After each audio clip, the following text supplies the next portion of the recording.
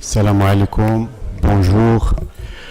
My name is Noordin Bijit. I have been in touch with most of you, so I've been behind the scenes now. I get to meet most of you, and I'm very happy that you're all here. Hopefully more and more will join us later on. I'm very thrilled that this is taking place just around the corner. We are finishing the academic year in 2 days, and we'll start exams on Tuesday.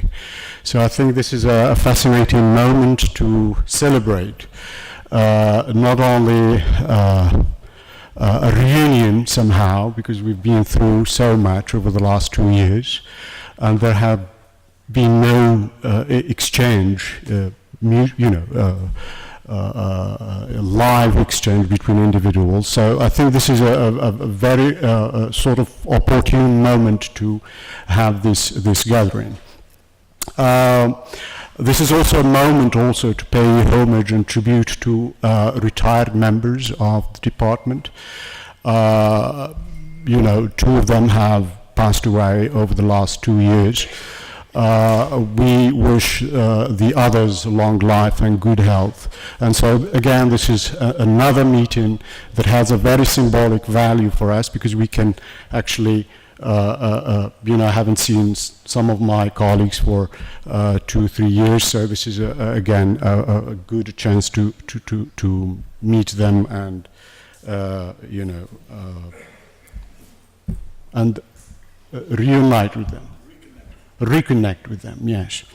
But before I give the floor to Mr. Dean, I have a very, simple token of gratitude to him. I got here a certificate that I would like to present to the Dean, because he has been very supportive from the start. When we launched the idea, he was very supportive, and I would like to thank him. He has been the Dean of this faculty for over 7 years now. And we appreciate his support and help.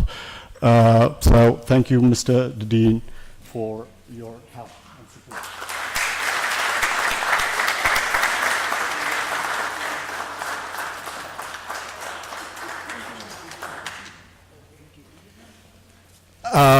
I would like to give the floor for the time being to the Dean to speak about the event and welcoming you. Mr. Dean, the floor is yours.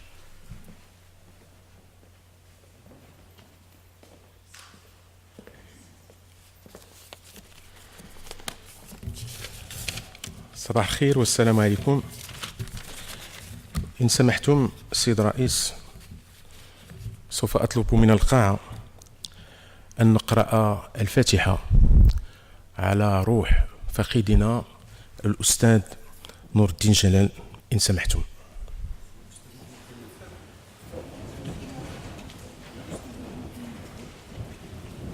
الأستاذين محمد قنون ونور الدين جلال.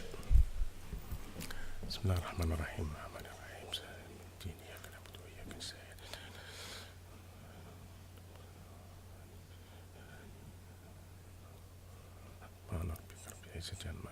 وسلام على المرسلين والحمد لله رب العالمين. Thank you very much. Good morning, dear professors, colleagues, and students. I would like to give a special and warm welcome to all of you. It's nice to see all of you here in this beautiful day. Today, we are gathering here to raise questions about language, education, globalization, and what courses of action that Morocco should take in this country. The theme of the conference coincides with a national debate about the Moroccan educational system, its problems and ways to solve them. Indeed, the Moroccan University, which is part of our issue, is also the best place to think about, assess, and evaluate our education problems and suggest solutions. I think this is why this conference is of great importance. One of the major thought-provoking issues is that of globalization, which has imposed a number of challenges on the country as well as through real benefits to the whole society. The sudden increase in the exchange of knowledge, trade and capital, driven by technological innovation, has led the creation of new opportunities for Morocco, which is now able to attract foreign investors and foreign capital. This has been also affected educational system in many ways, the least of which is we have adopted the LMD system to adjust the European model.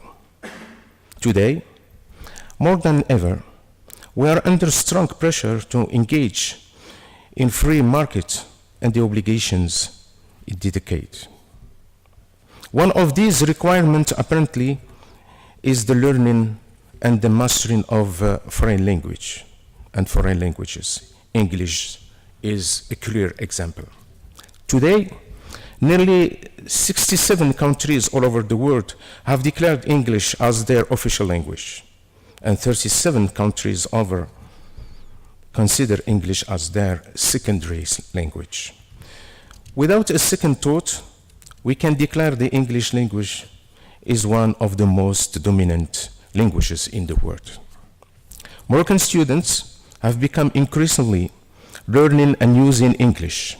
The example of this faculty, I am very sure that the same phenomenon exists in other faculties of letters and human sciences all over across the country, is obvious proof of the reality and significance of English. The highest number of students enrolled in our faculty choose the study in the English department. Dear professors, colleagues, and students, in this country, we have always been practically for plurality of languages. Our recent constitution adopted both Arabic and Amazigh as official languages of the country.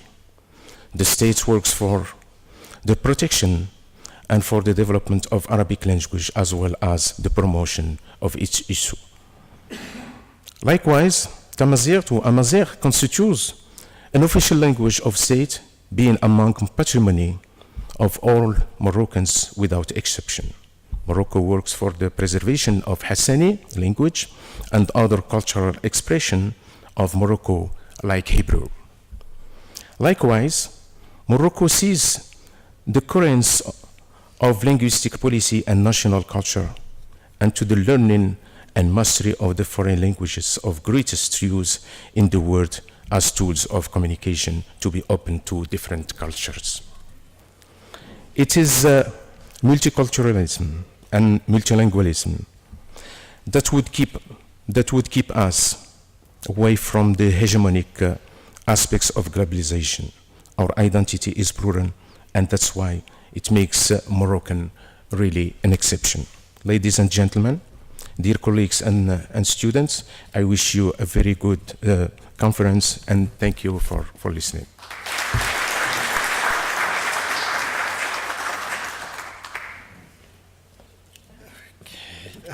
Thank you, Mr. Dean, for this word. Just need to push this a little bit. I'm not sure if I'm going to ruin the whole thing. Some 20 years ago, I was a student at the University of London, and there was a moment where Professor Warwick Gould moved to the, to front of the room where the Kane Prize was going, to be given to some African writers. And while doing so, he took his jacket off, and then his tie, and then he uncapped his shirt. And somehow we were wondering what he was going to take off next. So I know this is a very warm day, so please feel comfortable and put yourself at ease.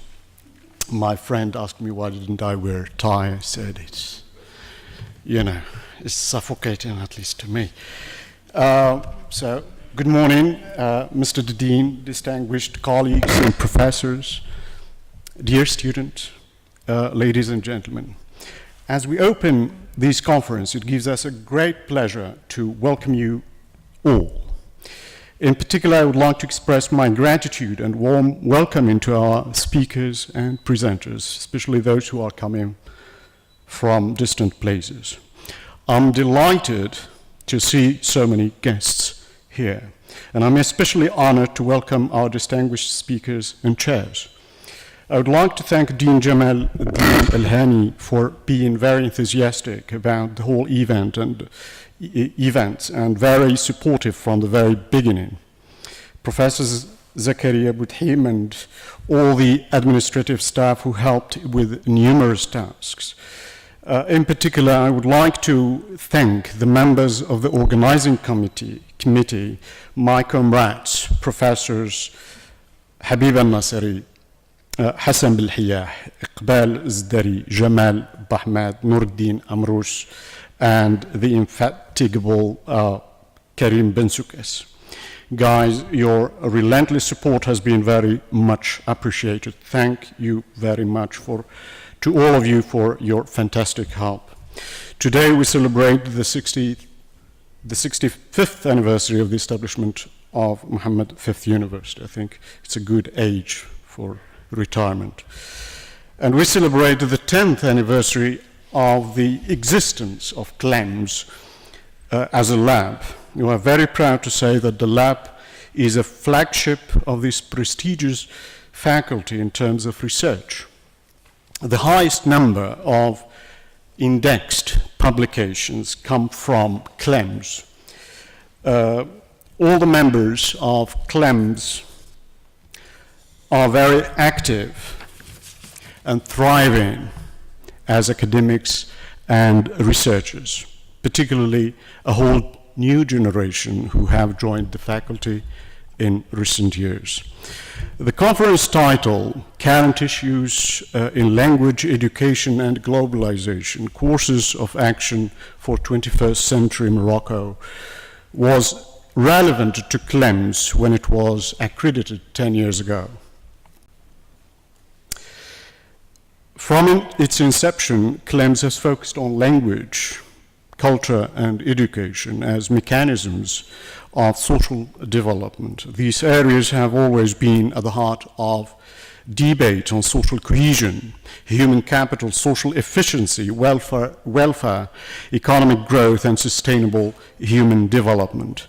They cast light on what government and public education policies should provide to decrease social tension to inequity, promote opportunities of growth for all citizens, democratize society, and disseminate values and social capital that lead both individuals and organizations to be socially efficient and create opportunities of economic growth that lead to social growth and development. Education policies are more attentive to the whole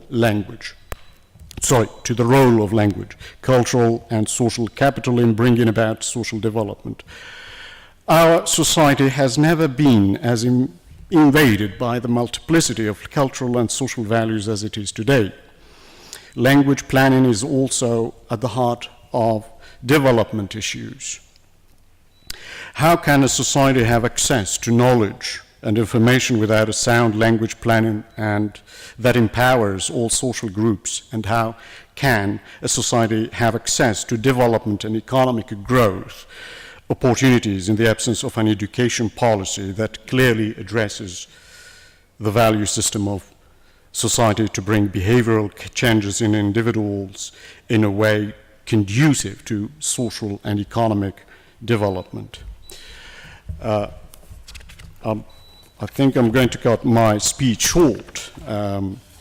Now, these are some of the challenges, and in response to these, the Moroccan government has sought to implement a series of reforms, and I think the call for papers, has, tackled that in a certain way. The conference offers grounds for critical reflection on and evaluation of the Moroccan educational system. We hope that it generate a lively discussion as well as raise more questions about how we can go about. We would like to engage with all of you in an open, constructive dialogue about languages, education, and the future of the Moroccan educational system. I'm sure you will have a fruitful and rewarding exchange, and I look forward to an interesting debate. Thank you, and enjoy the conference. I think we need it, because we've already spent some time outside. I think we need to move to paying homage to our faculty members. And I would love to start with Professor GLL, Allah yarhamu. It was a shock, I think about 4 months ago. I think his son and daughter are here. Is it about, I think, about 4 months now? It was a very shocking news then to all of us, because we couldn't believe it, and too many phones and too many calls just to make sure that, was it or is it true that GLL has passed away? And as a chair, I had to do a number of calls in order to get confirmation. And so we really feel that we've lost a dear friend. And as a chair, he visited me like a month before he passed away, asking for a module or a course that he can teach, because he doesn't want to feel retired. Was thinking of semantics as a course that he could teach. So I'm very sorry that he passed away. We will miss him. I would love to call Professor Benjeloun, who will, speak briefly about Professor GLL.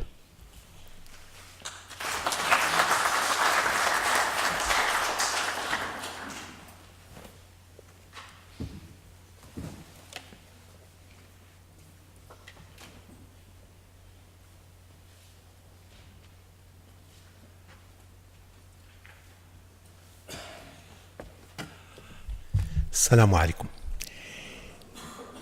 When Ustad Bajit asked me to speak on behalf of the lost and endeared Professor Zinuddin, I had all the time actually to prepare something right with the greatest care, not to make mistakes in English, try to make it sound as brilliant as possible. So I will not hide behind the shortness of time. I was given full time to do that, and yet I have not prepared anything. Lazy? Could be.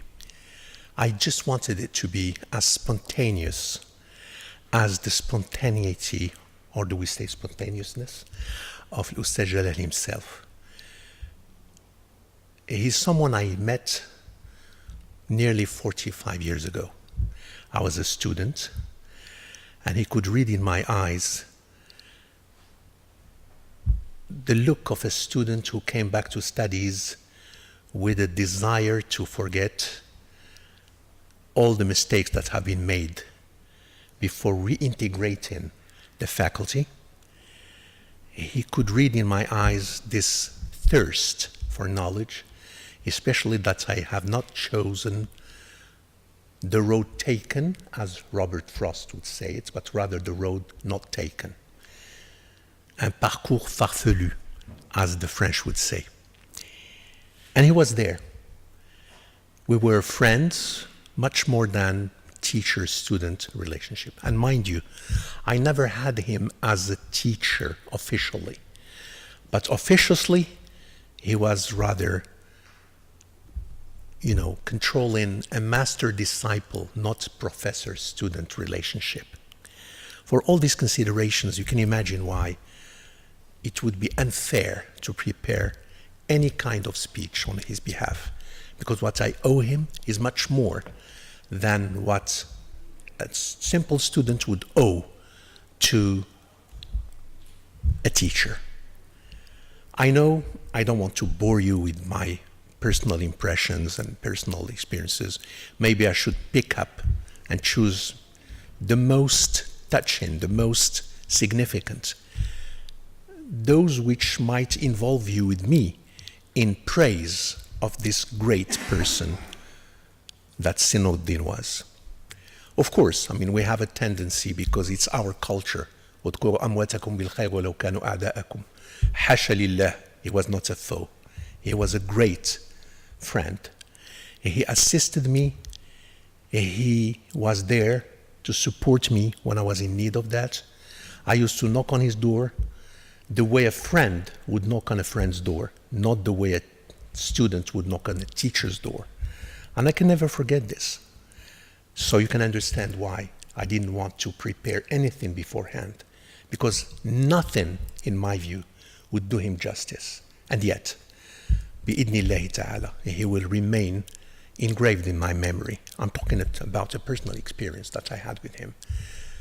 I'm sure that for everyone, there was a special, particular personal experience that you had with Ustad Jalal rahimahullah. As we say in Arabic, everybody has his own shortcomings and virtues. When I am to count the shortcomings of Ustad Jalal, there are few. What some consider, perhaps, or might consider as a drawback, I consider as a virtue. He was frank. Il n'avait pas sa langue dans sa poche, as we say. He would say things the way they should be, and let anyone get angry if anyone wishes to get angry. As long as he was concerned, he was true to himself and true to his surrounding. And that's one of the things I will always remember him for. I don't want to be, the trouble with talkative people like me is that it's difficult to make them stop. So I'm asking myself to stop. And before that, I would just like to say, Barakallahu feek, Ustad Jalal, for everything you did, at least to me. Plato, in his Symposium, said that there are those who beget children to make them, or their memory, survive their own lives. And there are those who make works of arts, and those who teach and make their knowledge, by being transmitted to their disciples, survive them and perpetuate their memory among the people. When I think that Ustad Jalal has spent 40 years teaching in this department, I leave it to you to make the calculations and realize how many students owe him a lot. So I am just a minority, one person who is trying to pay, if tribute paying can be done, to pay him tribute and say, Jazakallahu bi khair. Thank you very much.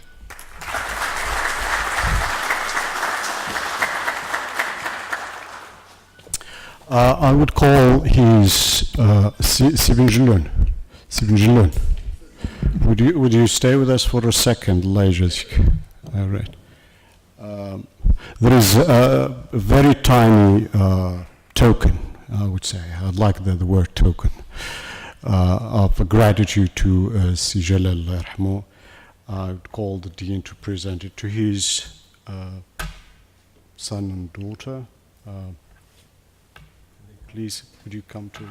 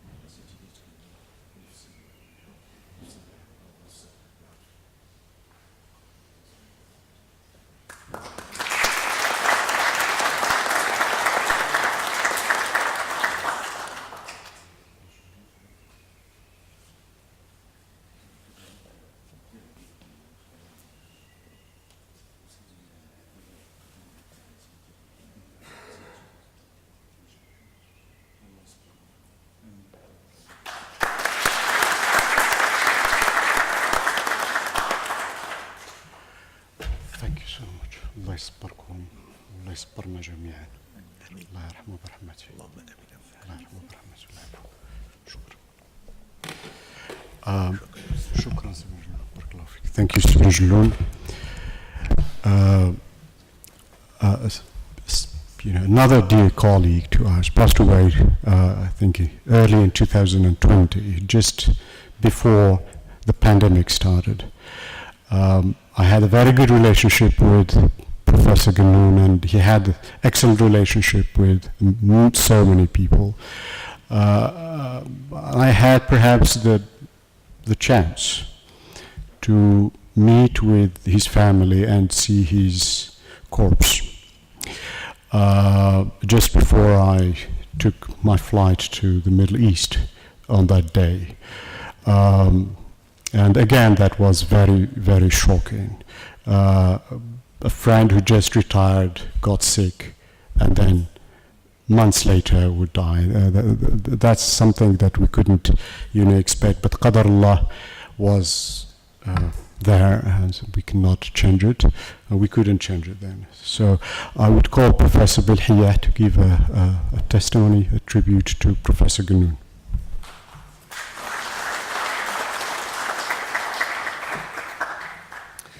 Okay, good morning, dear colleagues and students.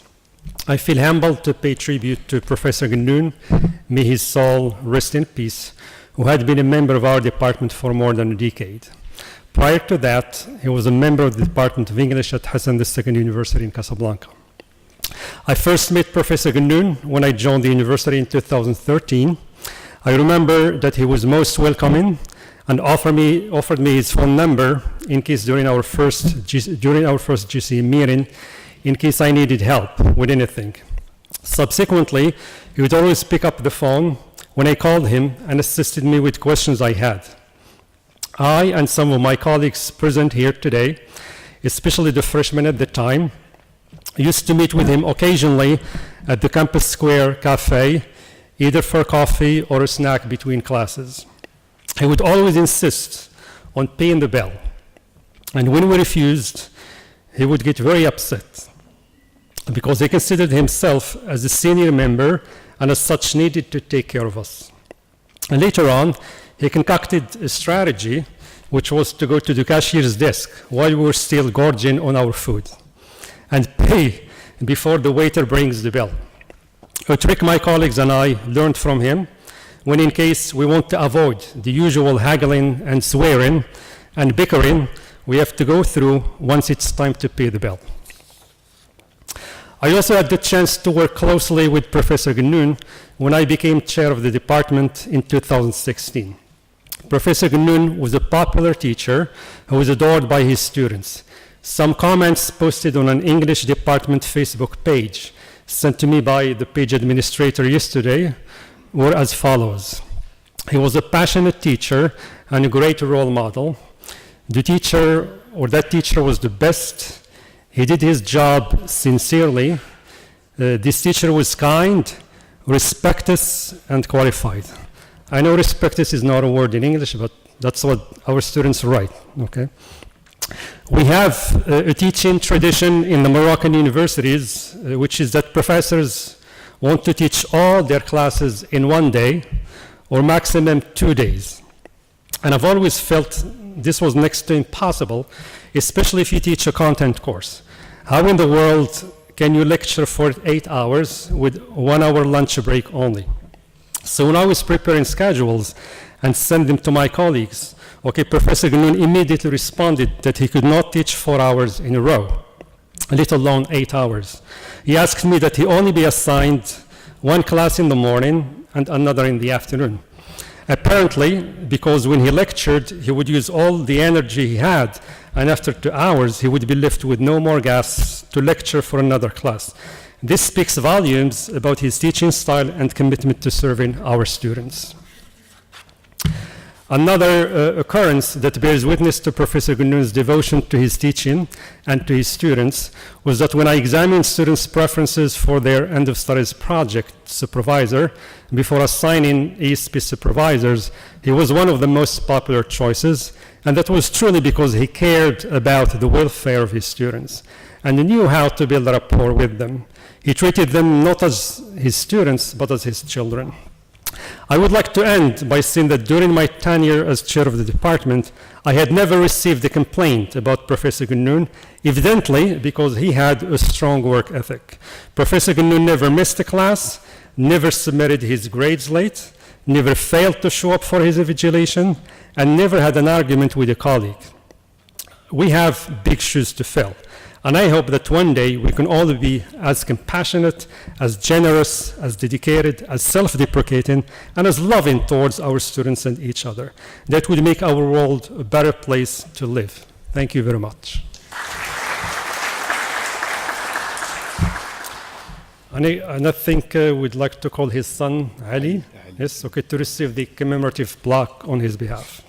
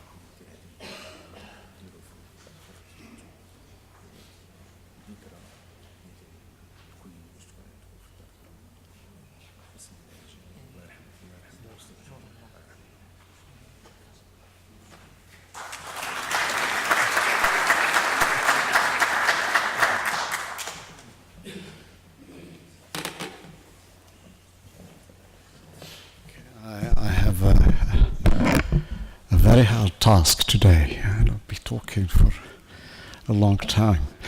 Now, we move to colleagues, and I think there is a problem that says ladies are first. So, two colleagues are here. So, Professor Sfrawi Suad, Lilla Suad, as I like to call her.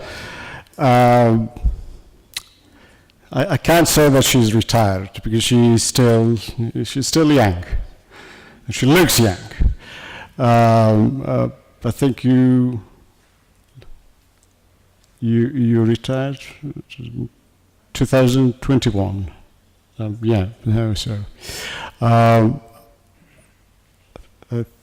is going to talk about? Professors there. So please come and give your word about our colleague.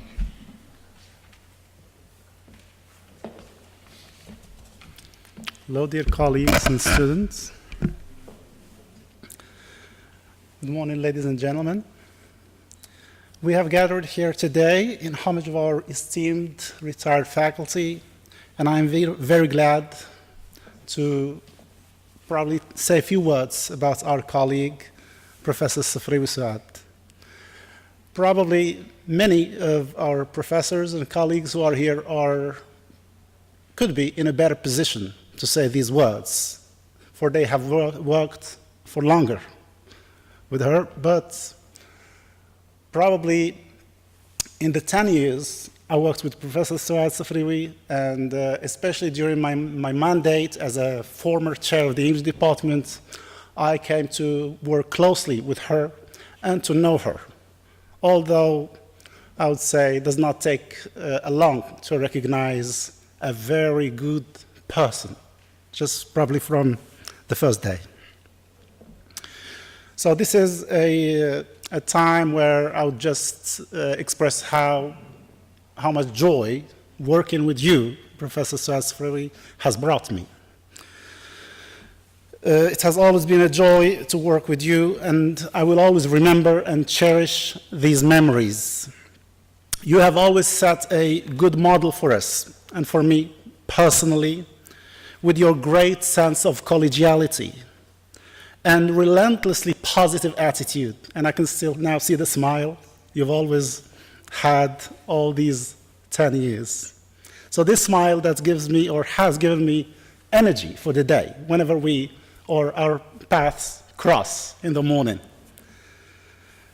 She has always also been conscientious in her work, and I mean the words. And these words come from the heart, and when words come from the heart, reach the heart.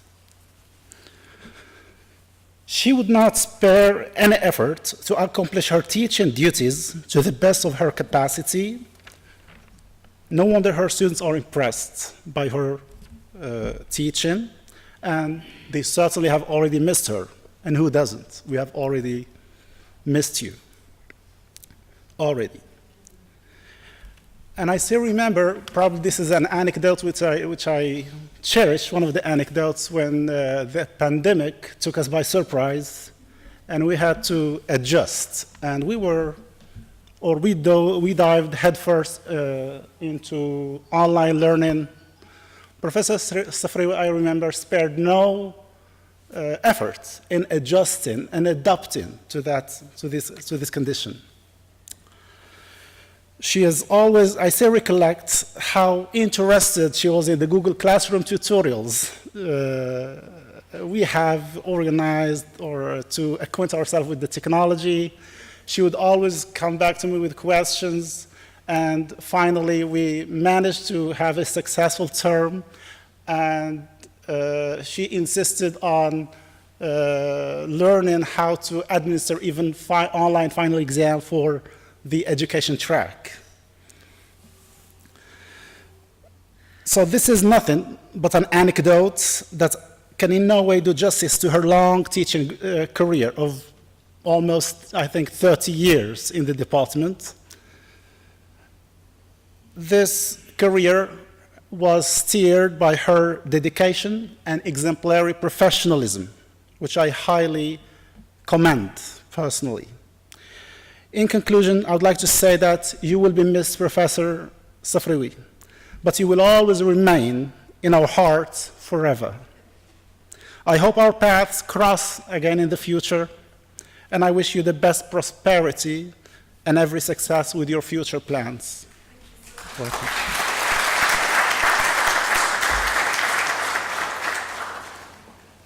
Professor Safrawi, would you please join us?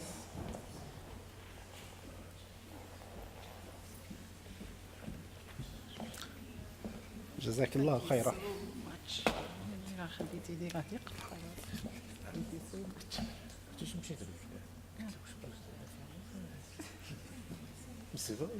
Yeah, I'd like to say something about the picture.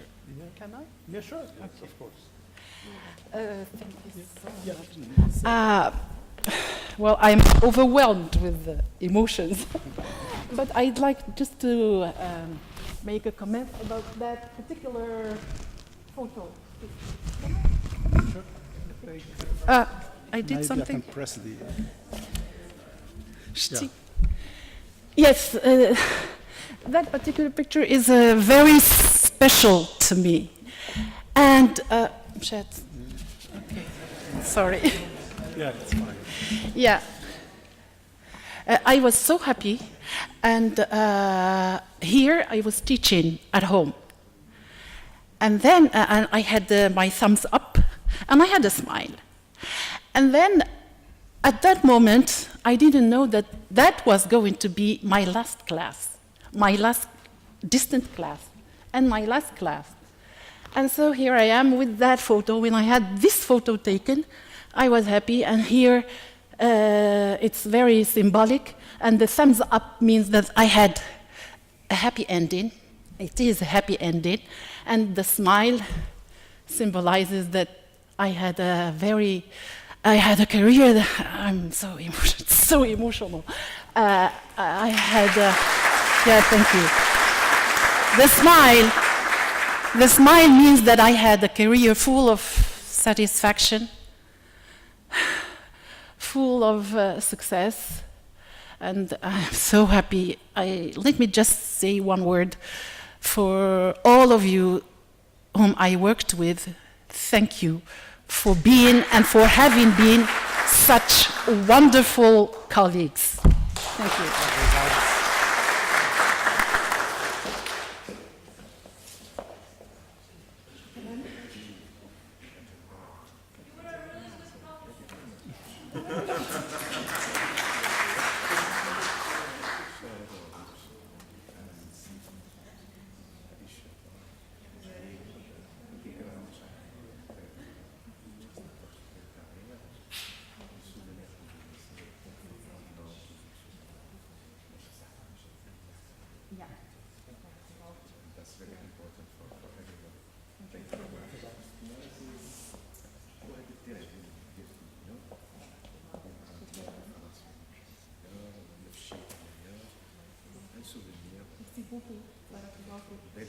Thank you to all of you.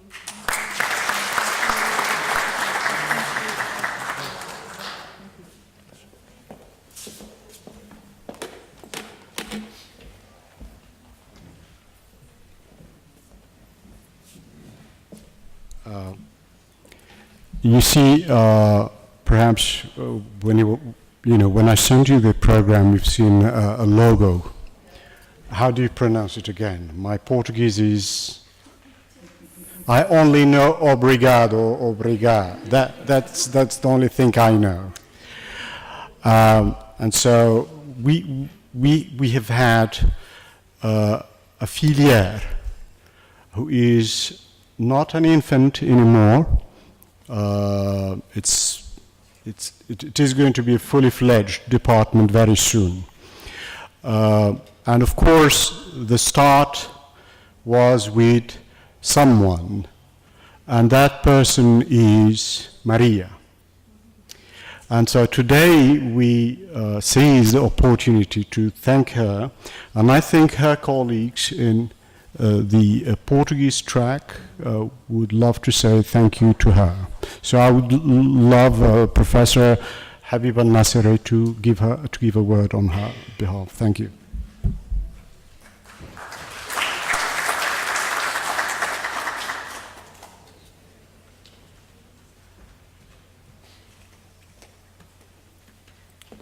السلام عليكم الحضور الكريم، جمعة مباركة.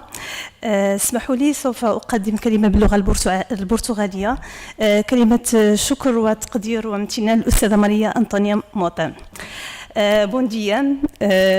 Antes de começar, eu só queria acrescentar, pois assinalar especial agradecimento ao professor Nordin Begite pelo seu grande apoio, pela sua disponibilidade e por todo o apoio que nos tem dado durante esta preparação a este colóquio, o primeiro colóquio em que a língua portuguesa está a marcar a sua presença. Especial agradecimento também aos meus colegas do comitê organizador, ao professor Karim Bessoukas, o professor Hassan Belhiyah, o professor Nordin Amroussa, não é? Conhecedor do mundo hispânico também, e falamos aí há uma compreensão, o professor Iqbal Zdari e também o professor Jamal Bahmed, que não estou a ver aqui. Muito obrigada pelo grande apoio também e disponibilidade. Uma palavra também dirigida ao nosso decano, o senhor professor Jamaddin Hani, pela sua disponibilidade, pelo seu amor pela língua e cultura lusófona, pelo apoio à licenciatura em estudos portugueses. Muito obrigada, professora, grande agradecimento. Hoje vou falar sobre a minha professora, a professora Antónia Mota, e eu preparei uma palavra para ler, mas depois vou deixar o meu coração a falar. Muito obrigada. É um reconhecimento especial à professora Antónia Mota, uma professora reformada, professora da Faculdade de Letras da Universidade de Lisboa, uma professora que nos ajudou e por graças a ela, porque ela fez uma coordenação da licenciatura durante muito tempo e estamos hoje ainda a trabalhar na coordenação do projeto Mapear. Hoje marcamos a presença da língua portuguesa em Marrocos no primeiro colóquio na Faculdade de Letras. É a primeira vez, pour la première fois, la langue portugaise est une langue principale dans un colloque. Isto deve ao apoio, deve a um grande trabalho que foi feito em nome de todos os professores do Departamento da Língua Portuguesa. Muito obrigada, professora Antónia, pela sua generosidade, pelo apoio, disponibilidade e o grande generosidade que ela também hoje está à conta própria a assistir e a participar conosco para defender a posição e o lugar da língua portuguesa em Marrocos. Muito obrigada, شكرا جزيلا. أنا كنت استويت عليكم. Muito obrigada, professora, por tudo. Obrigada.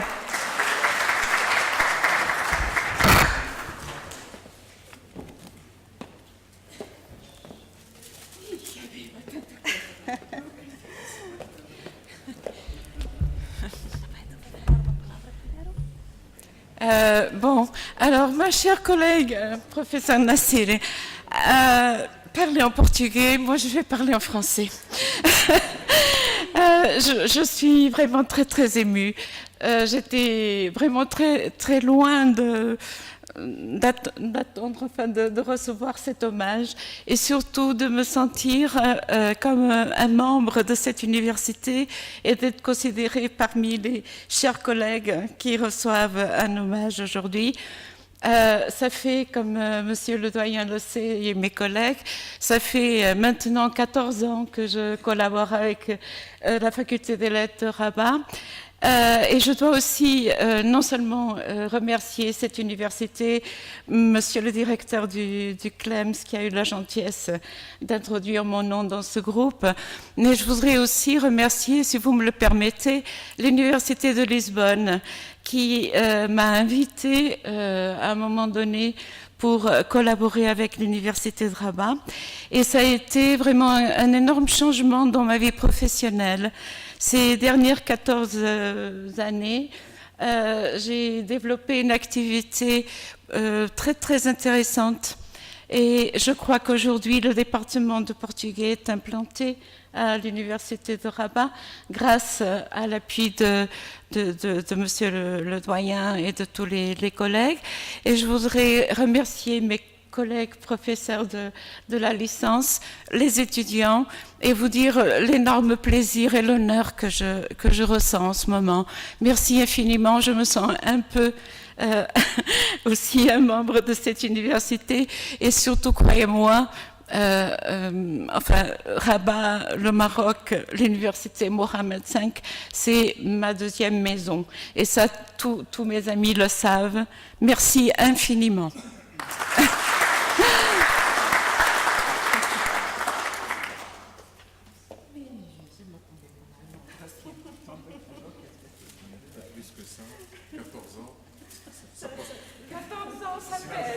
Ça pèse même pas 14 kilos. Ça c'est pour vous, un souvenir.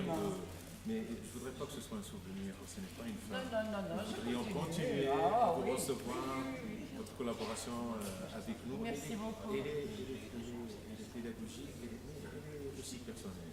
Oui, nous vous sentons aussi parmi nous. Vous faites partie de notre faculté. Merci beaucoup parce que tout ce que vous avez fait pour nous en place, le département de portugais qui maintenant atteint l'âge adulte, peut voler maintenant de ce projet, mais il a besoin de votre aide un petit peu pour qu'il puisse continuer à s'envoler. Merci beaucoup. Oui, absolument. Merci beaucoup. Merci beaucoup.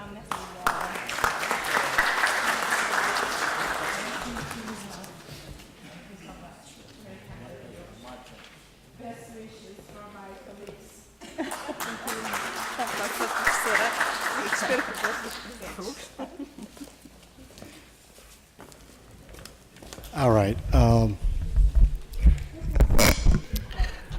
A third lady has apologized for not being able to attend. Professor Rafiq, Malika Rafiq, retired last year, I think August 2021. And she's unable to attend, so Professor GLL is going to speak about her career and her life in this department.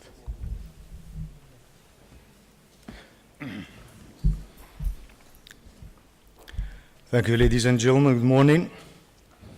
Mr. President, ladies and gentlemen, sorry we combine between the dead and the living. See? So nobody dies and nobody lives forever. So we wish well for those among us. And we ask the all-hearing, all-knowing, all the Almighty, the most merciful, the omnipresent, the omnipotent,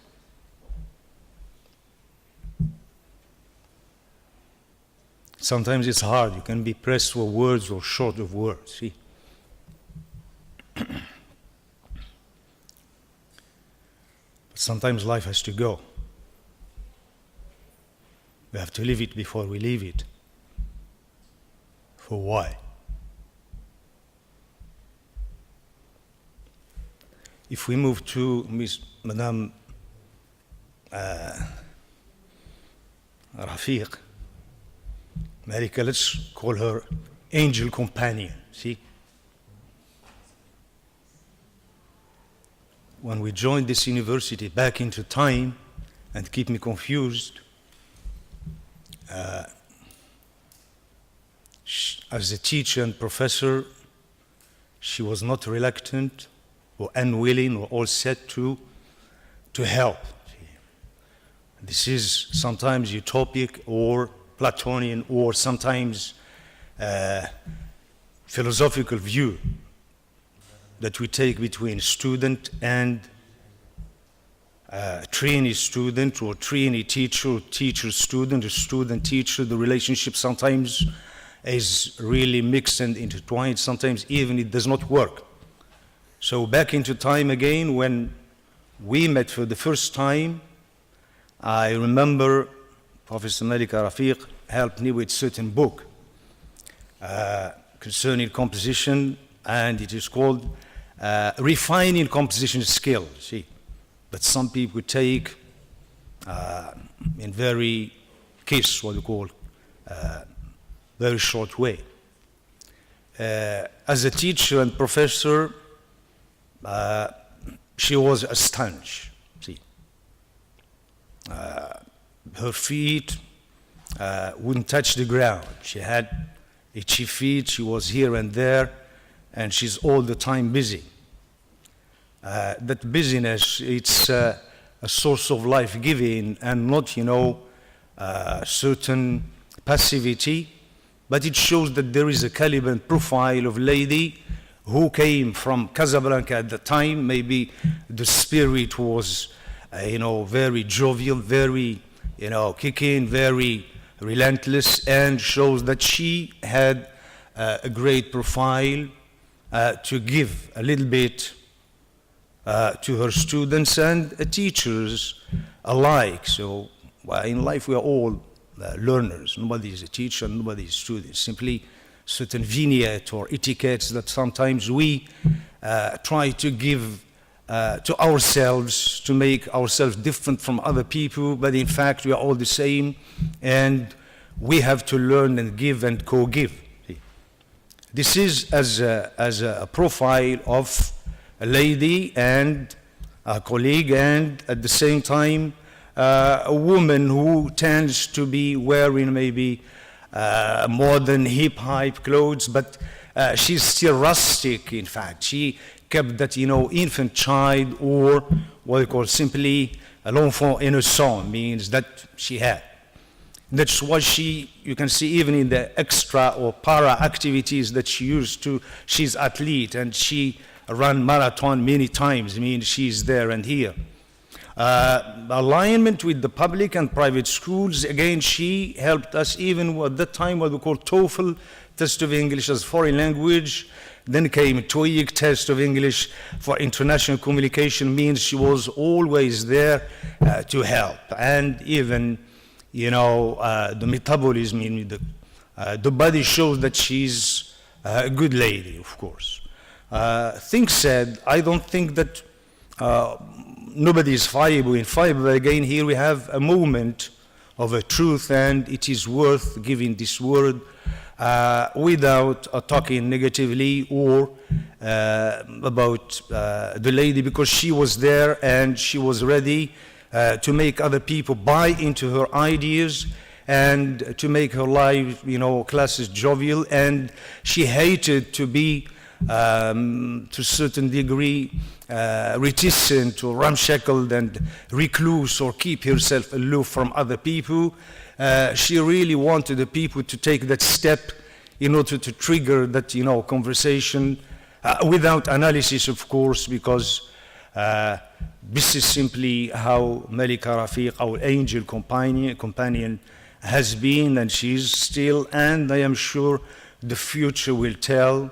And other students who have been living with her in class living, not teaching or tutoring, with simply life. I think Madam Rafiqa, Madam Malika, thank you so much, and thanks a million times, present or absent. We're here, and is she here, ladies and gentlemen? No? She's not here. So, a moment.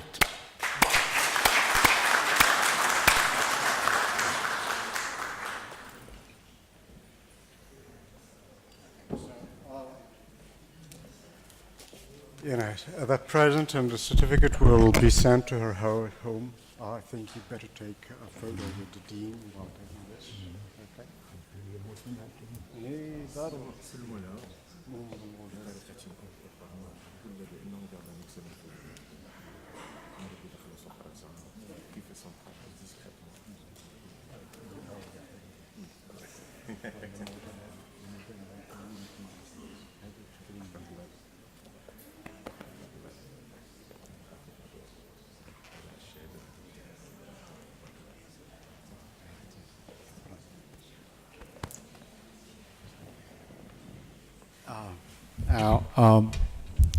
We still have about 4 people, and these 4 people have sacrificed a lot, of their time and efforts and life in general. So I'm going to start with a gentleman, very dear to us, very precious to us. His name is Professor Tayyib Al-Ghazi. And I call Professor agree with.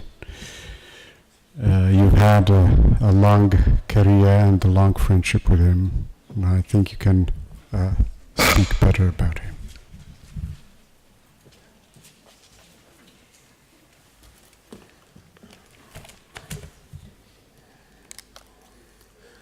Very daunting task of summing up Professor Belghazi in 5 or 10 minutes, but I will try.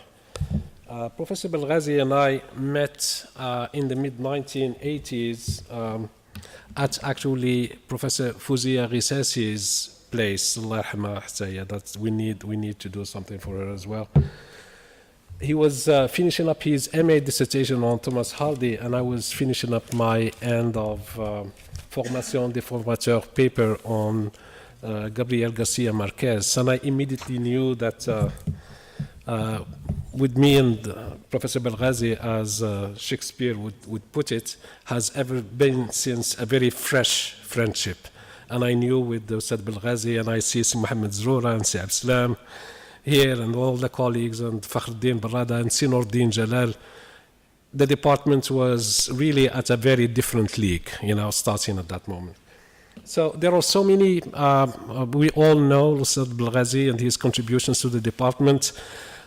He chaired the department, he led the master programs, he ushered the Centre de Doctorat, and most importantly, he also organized many important international conferences at this very space, starting from one actually late of 1990s, the idea of the university. One he did with the Boundary 2, like very prestigious journal on who can act for the human. We organized one in this very nice space on migration and music through a network of research that he was involved with, where we had actually artists arrive from Madagascar and from Belgium and from the UK and from France, and they were in residence for 2 days and they performed in this very particular space. We had some of the most recent events that we organized, that he organized and chaired, was one on art and the revolution in 2015. You will excuse me, I will have to read. This is also one thing that I learned from Ustad Tayyib Belghazi. When I started as a junior faculty, this is my sort of like indirect, tacit, subtle, open, direct, whatever message to my junior colleagues. We started at the same time, by the way, at the department here, and I visited him at his place. We were teaching the same course. It was a comprehension back then, it was called. And I found Ustad Tayyib Belghazi. I thought I'd been doing a wonderful job, but I arrived, like to visit him, and he was preparing his course, and I couldn't believe, like, the text that he was working on was all like with scriptures. He had philosophy in, he had critical, and I was actually like impressed. Like, what are you doing? That was his way of preparing his class. So, and I learned that from him. Never to leave anything unscripted. So I've scripted a few things that I hope will sum up his intellectual career. So this is what I'm now going to focus on. So you allow me, I will probably take a few more minutes, but I think for the contributions that Ustad Tayyib Belghazi has given to the department and to the university, I think it's worth it. All right, and I try to also bring in some of a few of the names of the intellectuals that he has engaged with and that he has worked with. I mean, just to appreciate the value of Ustad Belghazi, I start with Ustad Abdelkabir Al-Khatibi, Allah yarhamu. When Abdelkabir Al-Khatibi was nominated for the Nobel Prize, he actually went to Ustad Tayyib Belghazi for a letter of recommendation to go to the Nobel Prize committee. So much he valued Ustad Belghazi. Okay. Taking cue from Abdelkabir Al-Khatibi's notion of transatlantic voices as articulated in the dialogic exchange he had with Weber in 2008, and which was coordinated by Tayyib Belghazi, I will attempt, in the words of Edward Said, a coherent description of the vocation of Tayyib Belghazi as a transatlantic intellectual in a neo-patriotic era. The vocation of the transatlantic intellectual is to multiply possibilities for networked hegemonic projects through thought, culture, and the arts to uproot the territorial ideology of neo-patriotism. As a transatlantic intellectual, Tayyib is a broker, a designer of bridges across social and cultural groups, a metaphor for transnational solidarity, and shared utopian worldviews of justice. As a transatlantic voice, he destabilizes the fixity and inflexibility of hard geography.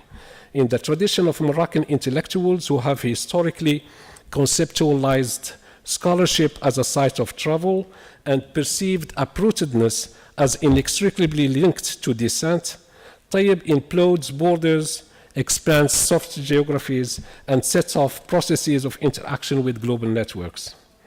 In his plural enactments as a philosopher, a critical theorist, a translator, a cultural worker, and a human rights activist, Tayyib stands, in the words of Khatibi, as a professional stranger, étranger professionnel, who lives in the geographies of writing and alterity. At this historical conjuncture, which is characterized by the prevalence of organic crises, Tayyib's thought, like social sciences, reminds us of the importance of the social conditions of existence and the sensible intelligence of the body. Rather than fearing lest the world would collapse as the result of a logical contradiction, as Stuart Hall actually dismiss a concern that Stuart Hall dismisses as the illusion of the intellectual. Tayyib approaches organic crisis the way an urban planner by the name of Sola Morales defines un terrain vague, a vacant plot, that is, as a transformative non-space that bestows on urban landscape a liminal poster of fascination and hesitation, oscillation and vacillation, insubordination and independence, indeterminacy and resilience, by simultaneously foregrounding vacancy and emptiness while pointing to pluriversal possibilities. In his plural engagements with organic crisis, Tayyib creates conditions for fluid thought and performative action that were at once a reenactment and re-experiencing of a set of meaningless, already socially established, and which can generate counter-hegemonies to the rhetoric of common sense that exhumes inequality and injustice. Tayyib was, for those of us who know him, Tayyib was born in Dakar, in Senegal, spent his adolescence in boarding schools in the Middle Atlas, and lived for years as an exile. His stories about the adventures he encountered during this period of his life are spellbinding, but it is, in the words of Edward Said again, his ability to maintain his status as exile and marginal, as amateur, and as the author of a language that tries to speak the truth to power that is most inspiring. In the tradition of great intellectuals, as Antonio Gramsci explains, Tayyib is an organizer of the practical aspects of culture who resists irrational forms of propaganda and demagogy and leads from within the ambit of civil society. As an African intellectual, Tayyib's thought leadership has outlined a pathway for the creation of a common intellectual inheritance, as Ngugi wa Thiong'o would say, that can become the cultural basis for more intellectual productions. Like Ngugi wa Thiong'o, he believes that African intellectuals can't afford to be outsiders in their own land and must reconnect with the buried alluvium of African memory and use it as a base for the further planting of African memory on the continent and in the world. Whether through his conceptualization of Moroccan cultural studies, his contributions to Moroccan philosophy and political thought. This is actually a testimony from a great philosopher who is also a member of this university, Ustad Abdul Latif Kamal. And reflections on collective action, Tayyib al-Ghazi creates the condition for the post-colonial intellectual to reconnect with their memory and confront the silent questions that live within us. Tayyib incarnates the ideal of the specular border intellectual as defined by Jan Muhammad. He subjects culture to scrutiny rather than combining them and utilizes his interstitial cultural space as a vantage point from which to define implicitly and explicitly other utopian possibilities of group formation. His journey emulates that of Muslim religious scholars for whom knowledge was a cardinal Islamic value, a methodological requirement, and a pedagogical device that is central to his intellectual project. His travels across cultures of the Mediterranean attest to his commitment to the transatlantic project. Through a commitment to the principle of intelligibility, Tayyib weaves thought through bridges of interaction across cultural borders and social systems, in great part by providing each side moments of speech and reception. He has lived in different countries and is therefore detached. But his poster of detachment, which he often refers to as being serious but not too serious, and his desire for travel across cultures and geographies are inimical to the self-centered and self-serving ideology of patriotism. Tayyib's journey is linked to his sense of hospitality. For Derrida, absolute hospitality requires that I open my home and that I give not only to the foreigner étranger, but to the absolute, unknown, anonymous other, and that I give place to them, that I let them come in, and that I let them arrive and take place in a place I offer them without asking of them either reciprocity or even their names. As Tayyib himself writes in the introduction to Le Chemin vers l'Autre, which is a book that was published by this faculty, Tayyib invites the foreigner to a feast of hospitality and a brilliant intellectual treat. His intellectual project and his humanity not about mere knowledge curiosity, but rather, as the poet Muhammad bin Nis puts it, it is a symbolic expression of hospitality within and across cultures, and an opening onto the other and a platform to listen to and engage in dialogue with them. In short, Tayyib is the active and tolerant translator of our differences whenever and whomever we are.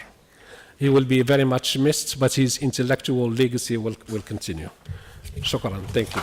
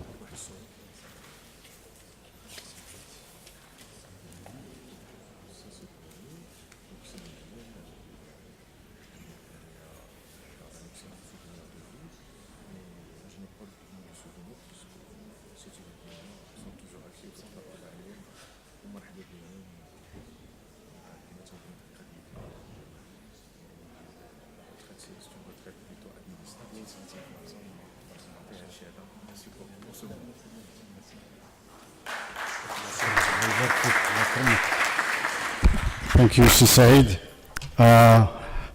Another gentleman of high caliber is called Abdsalam Al-Haqquni, and he is a special character and a special personality. And I would call, Professor Amrous to give a word on his behalf. Thanks.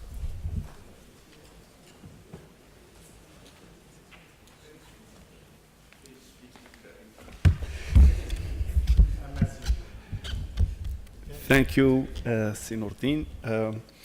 Professor Jamal Din Hani, Dean of the Faculty of Letters and Human Sciences. Professor Nordin Bijit, Director of the CLEMS Laboratory and Head of the English Department. Distinguished colleagues, ladies and gentlemen, good morning.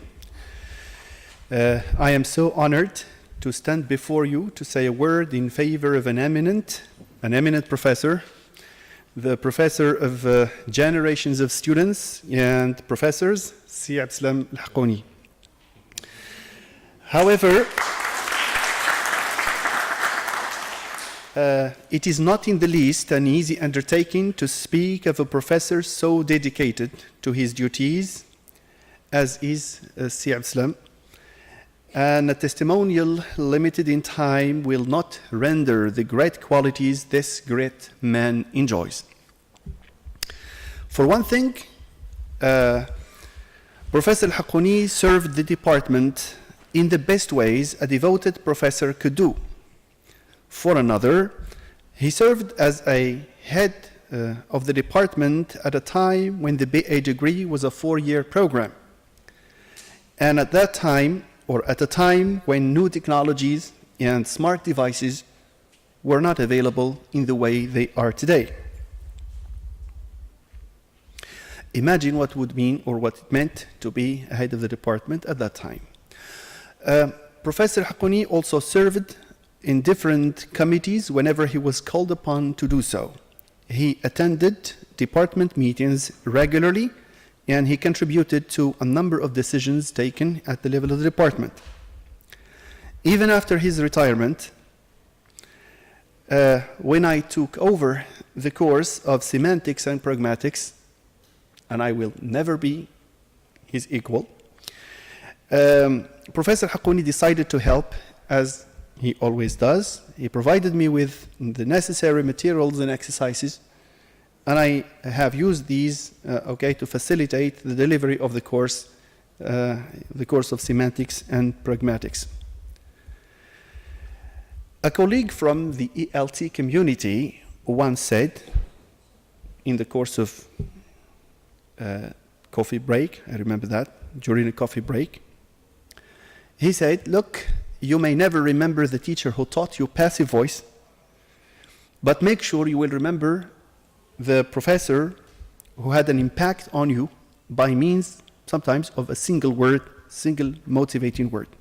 And I find this true, except that Professor Haqqani both impacted his students by motivating them and also by imparting the necessary knowledge in abundance, of course, in different fields, especially in the field of linguistics, namely semantics and pragmatics, language and culture courses that he taught.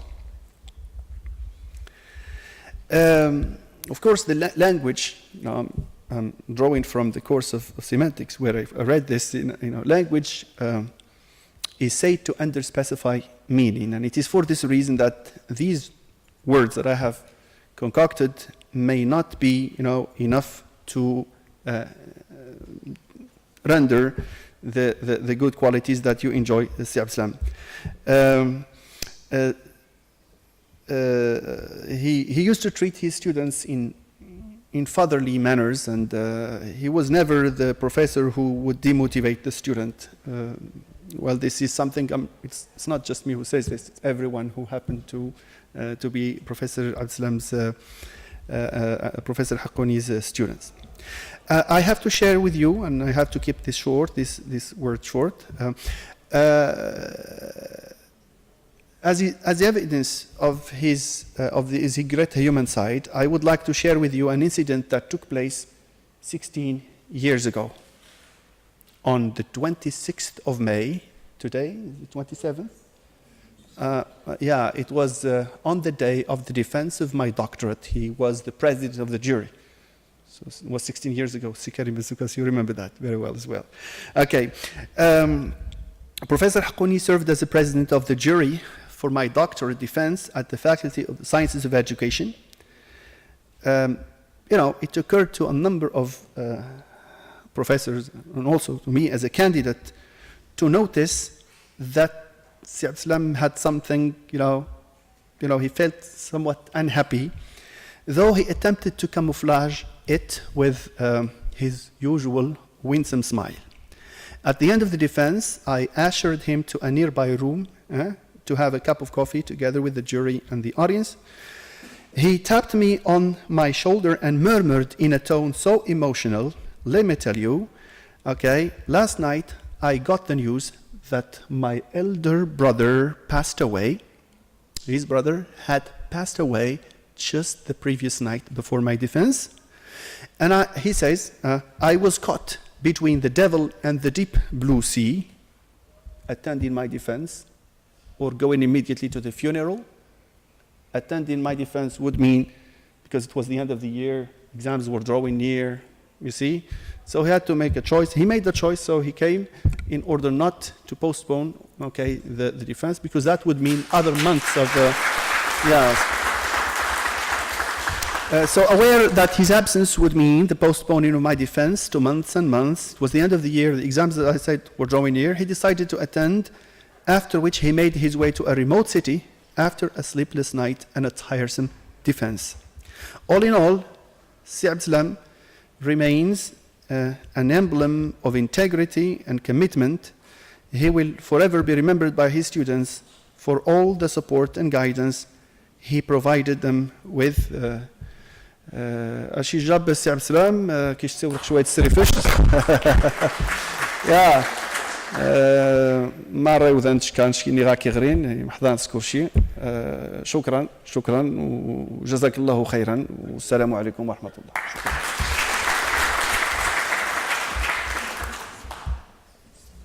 Oui, شكرا. الله فيك.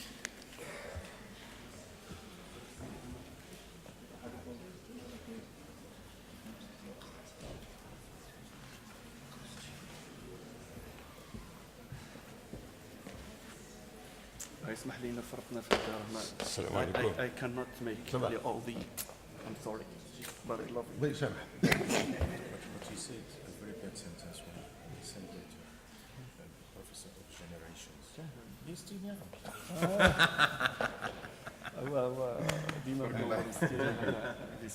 How do you explain what this means? What is it?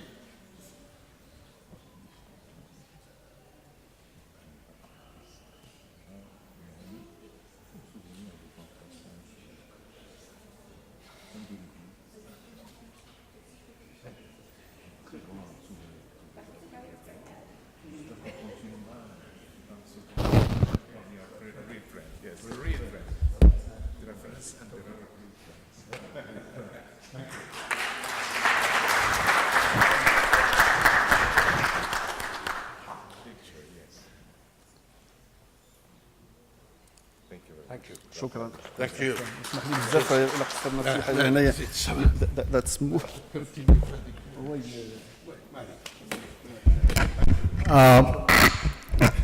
Last but not least, because we have two dear colleagues to be,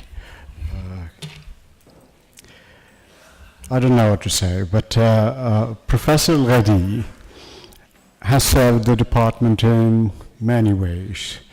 And he has been here, I don't know, for 30, how many years? 30, from 1987. And so that's more than, can you do the calculation? Because I didn't sleep that much, so 35 years. That's a good number, 35. So I would like Professor Ben Soukes to give us a word on Si Abdelatif. Allah يجزيك.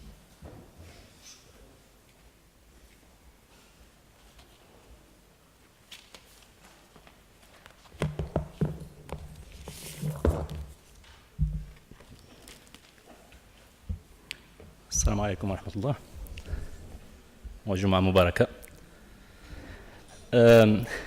I'm very much delighted to be here and be asked to give this small tribute to Si Abdelatif Al-Ghadi, whom I hold in very high esteem.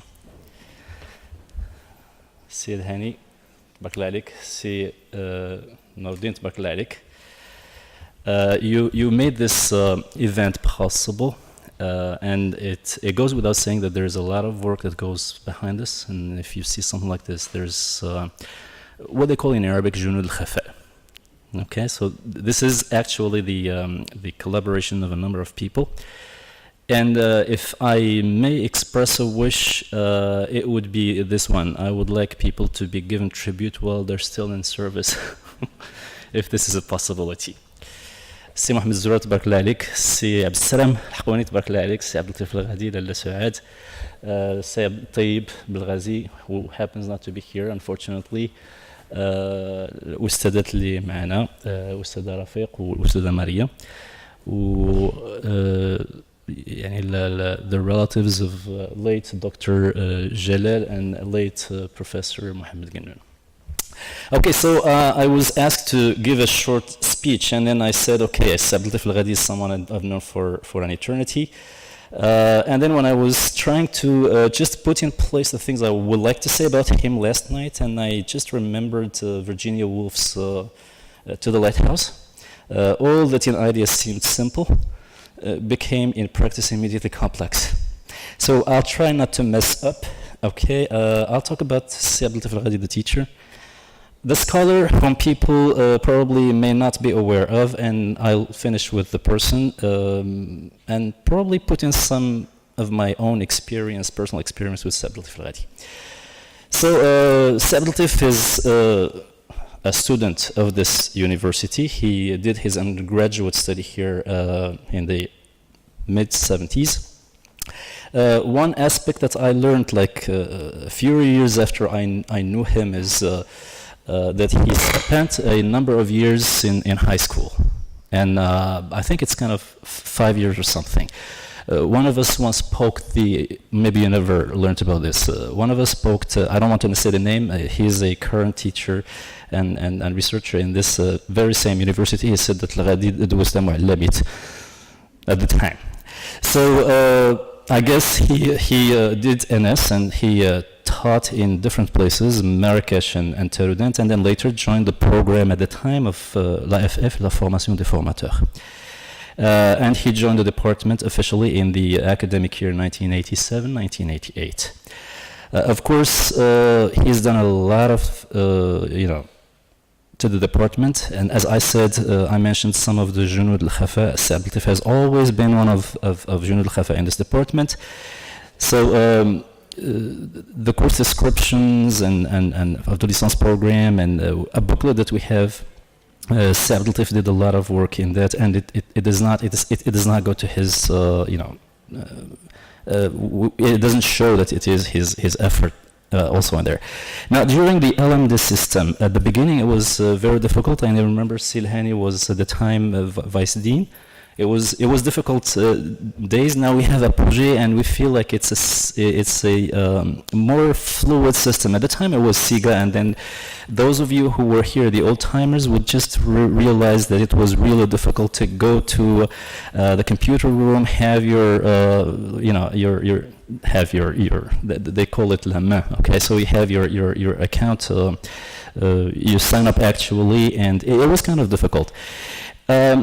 And we were all caught in a system that we did not quite understand. And Sablatif was there to make the process very, very smooth. And I'm very grateful to you, and I think that most of my colleagues would share that. I'm quoting another colleague who said that Ghadi has always been in all councils of the department. So, although we don't see him, he's been doing a lot. I hope I have not forgotten anything concerning the teacher. Now the scholar. Sablatif Ghadi is a morphologist primarily. His work on the Moroccan Arabic broken plurals remains one of the complete works I know, and it went into a published book treatment in 2014 with our institution.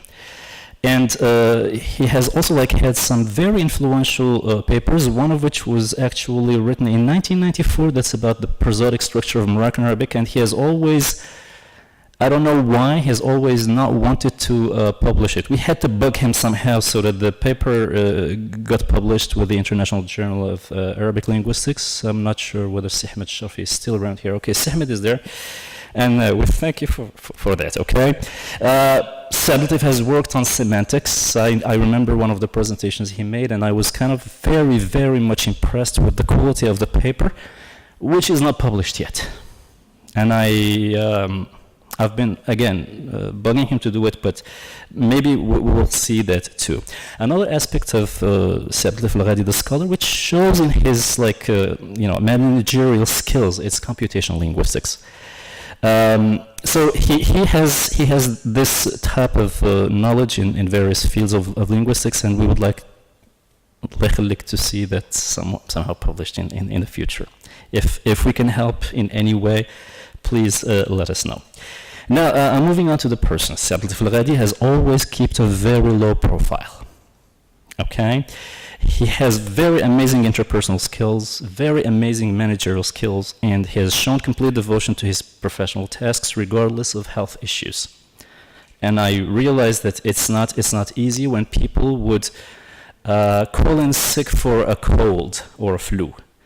And his health issues are more serious than that, and he would always be present and do most of the job. Our master's program in linguistics is largely due to him, and that program has given us at least 2 of our colleagues. We also have colleagues recruited somewhere else, and most of the people would go okay, this is a very nice program.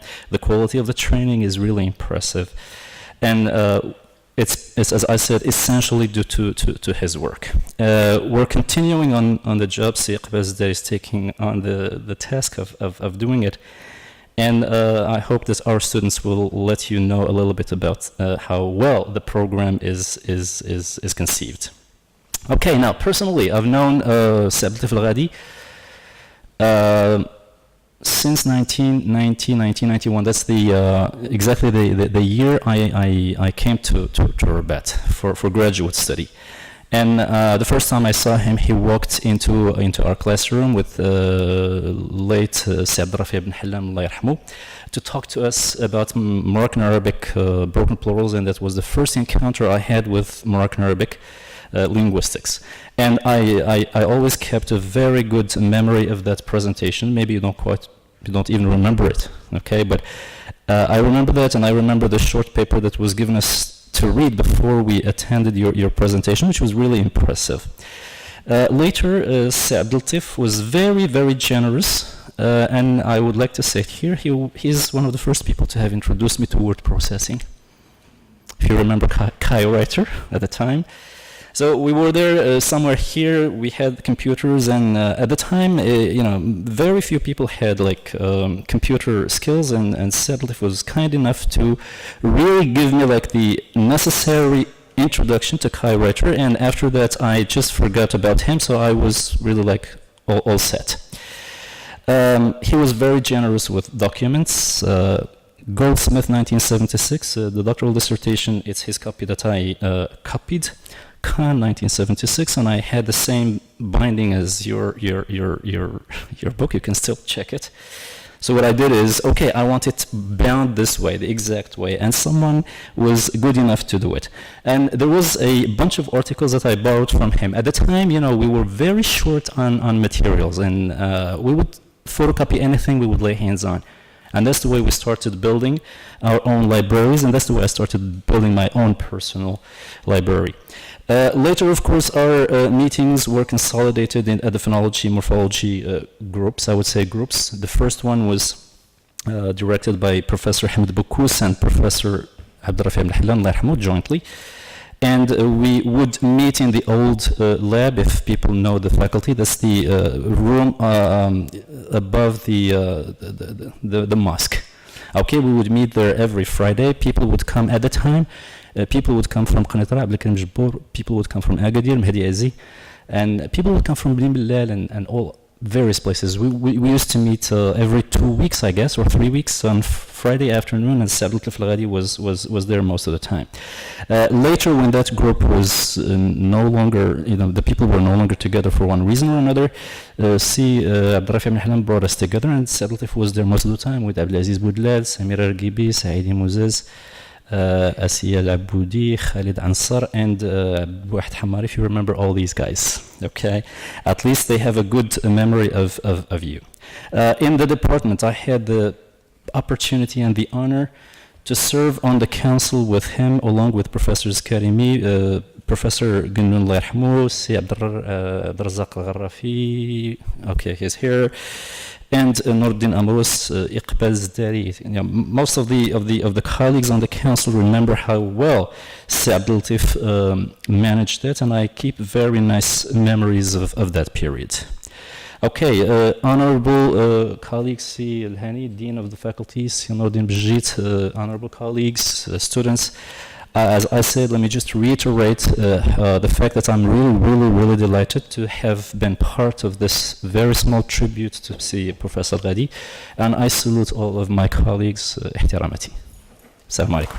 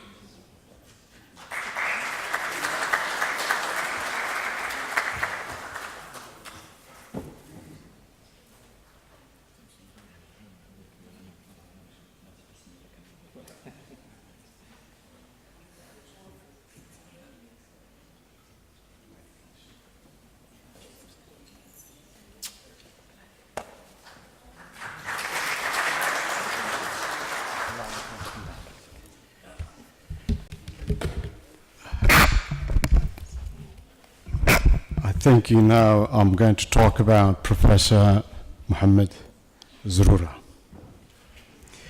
30 years ago, I encountered the name of Professor Mohammed Zroura. My older brother had just started his MA in Rabat in 1992 and was talking about the man who would have considerable impact on his academic future. So the name is a little bit strange to somebody from the north, Zroura. You get to remember the name. Years later, I moved to London, and in my luggage, there were copies of handouts of Professor Zroura's course on Edward Said.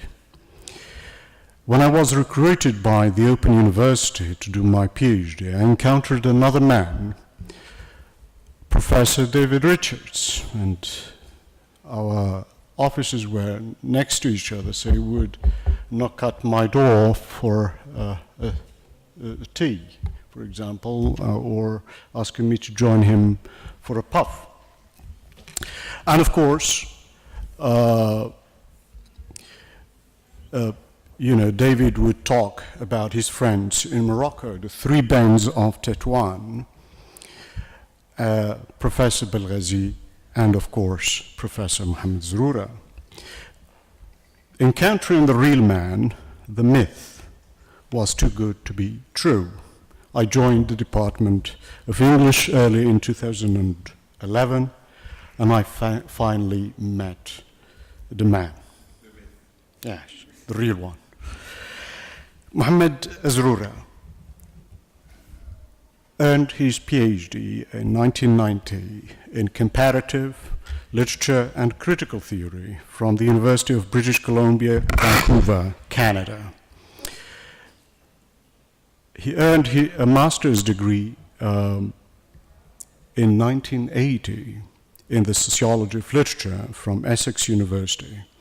He taught English at this university from 1981 to 2020, or 2020. He served as a vice dean from 1994 to 2007, 13 years of giving. He was a visiting lecturer at many prestigious universities, including the University of British Columbia at Vancouver, the University of Fez, University of Wisconsin, Vassar. He was also a visiting researcher to the University of California, the Center for American Studies in India at Hyderabad. He has participated in numerous conferences, study days, you name it. I've got a very short video here that I would love to share with you, and it is, I think you better choose this one, of someone talking about Professor Zroura. Use that without. Can I take my piece of paper? Okay. All right, so. Okay. Now, he taught various courses, undergraduate and graduate, on literature, the novel, American, English, Canadian, African, and international literatures. Taught also, I'm sorry, there is a video, no? There must be a video here. No. Sorry, there must be some. It's this one. Sorry, this one.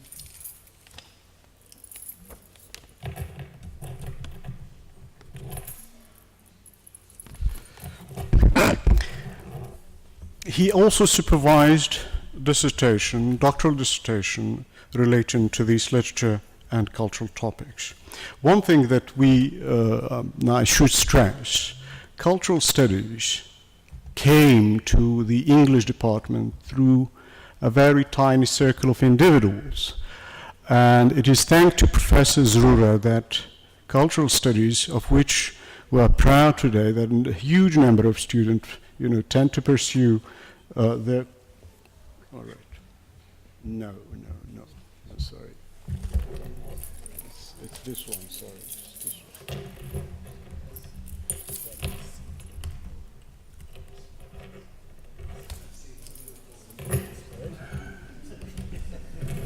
one. All right. Well, it is in my computer. Maybe it's this one. No.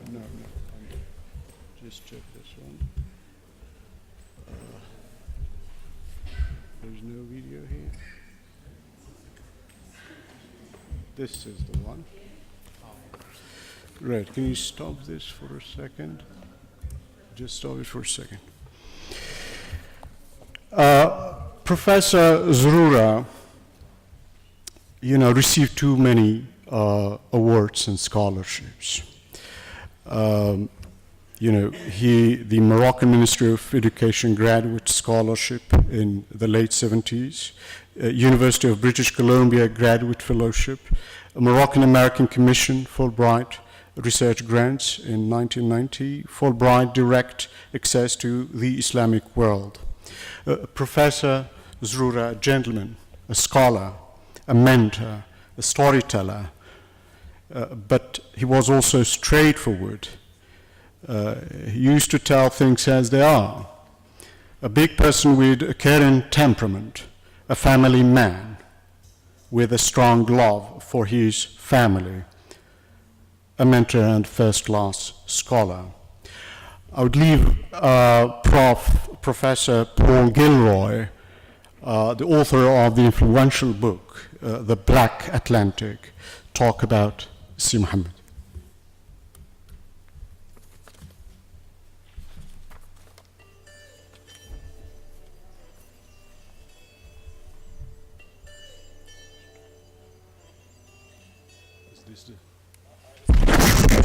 Speak to Edward myself. I could never summon up the will to be able to corner him when I had the chance. But I do want to just emphasise my own personal indebtedness to him for the kind and.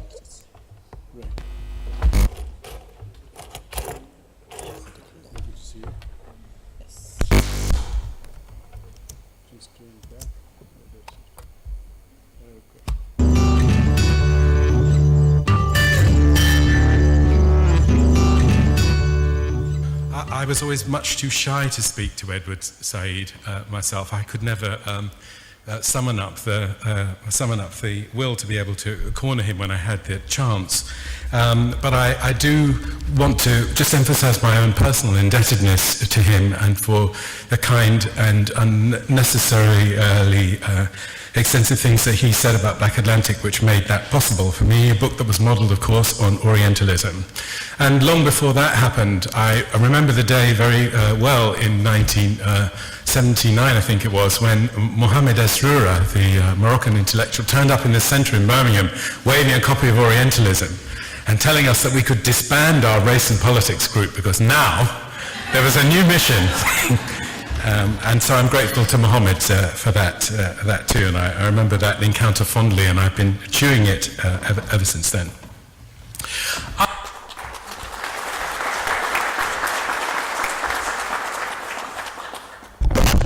This testimony comes from a great scholar like Paul Gilroy. I think Professor Zroura's contribution to these institutions are many, and his presence at our campus is missed by all his students and colleagues. Professor Zroura has always been an affectionate and beloved teacher who gave his best to his student till the last day of his retirement, and a person of the highest integrity, honesty, and sincerity. We love you, Si Muhammad. We wish you a good health and a good long life. Thank you.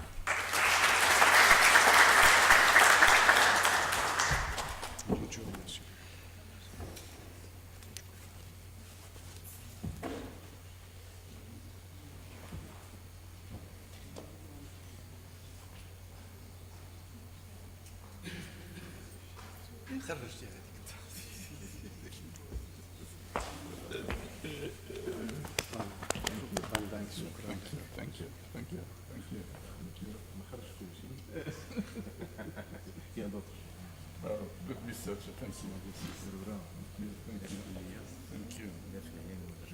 شكرا جزيلا.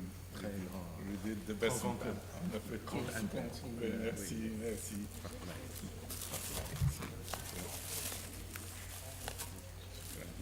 شكرا لك الصحة، شكرا لك الصحة.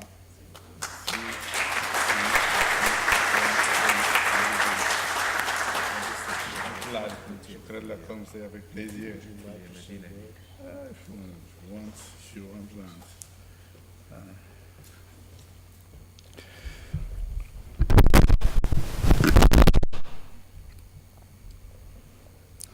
Difficult to improvise in such an emotional moment. Of course, great thanks to the institution itself, because I was educated here, I studied here, then this institution sent me to other horizons, other countries, other cultures, meeting other nations, and learning and bringing back some of that knowledge here and transmitting it to the younger generations that were our students. Of course, the role of a university in a society is beyond measure. If a society is to evolve and to develop properly, it must invest in its universities. It must bring the majority of its people to the university to learn, to train, change, and to transform, and to improve, and to prepare for a better future. Without the university, we will always tend to go back to the Middle Ages and throw rocks at each other whenever we argue, when we disagree. Okay, so this, I always insist, this is what we learned from our experience in England or in Canada or in the States or in Japan or in China, where this institution sent us to glean knowledge in its diversity. So my contribution to this university, being a professor, being also vice dean for some time, being also a curator of the library for some time, was, in all humbleness, was the best we could offer. We wanted to bring the stars to this place, but we could offer only few stars, not all of them, okay? And it's always a great pleasure to be contacted by a student from somewhere, Canada, Germany, France, different other places of the world, still asking for advice. I remember one of my students, she went all the way to Korea, and then she wrote back and she said, "Could you please supervise my MA thesis? Please, can you supervise my doctoral thesis?" Say, "Look, now you can fly with your wings, forget about me. I'm part of the past," okay? So it's a great pleasure to see students still attached to you in that way, and they still respect your contribution to their growth, to their knowledge, to their learning. But students have to go and discover the horizons. There's only the professors of Rabat who are everlasting, who know all. No, there are other qualified professors. Paul Gilroy was a student with me in the same class in Birmingham, okay? And this is actually in one of the conferences where I offered a paper on comparison between Edward Said and Laroui and Fanon, okay? And then, of course, they were all engaged with race theory and cultural theory, and Stuart Hall was there. It was the last year, actually, at the Center for Contemporary Cultural Studies. And yes, and I was, in a way, the defiant Zura, as always, okay? So it was always myself here or England or Canada, always, but always looking for the just, the most truthful, but also the most universal, the most human, okay? For some reason, and it's this place that taught me this, that we're not like frogs at the bottom of a well okay? We sing and then we listen to our songs and we're happy with that. No, no, no, no. There's a much larger cosmos, much larger universe outside the well, if you understand what I mean, whether it is religious or ideational or whatever, okay? So in a sense, Paul Gilroy, yes, discovered Edward Said and Orientalism from this poor third world Moorish guy, Morocco. And I used to sometimes teach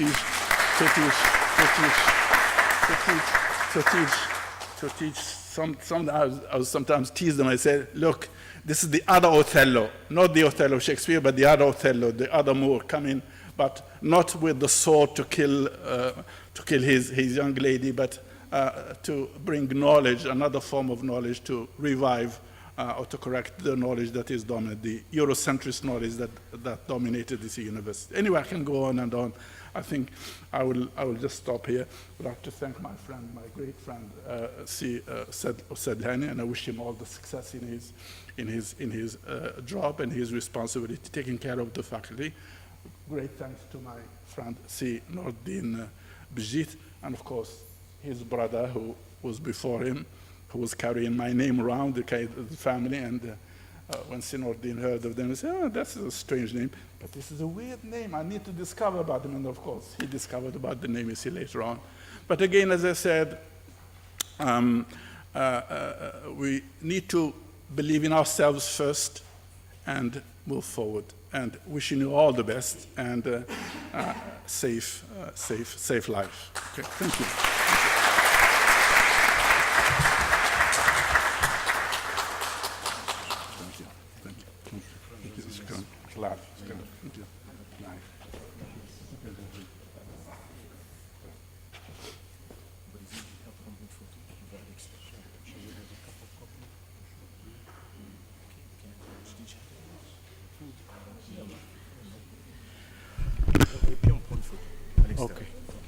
Shall we take a photo, a group photo outside, and then have a break before continuing for, yes.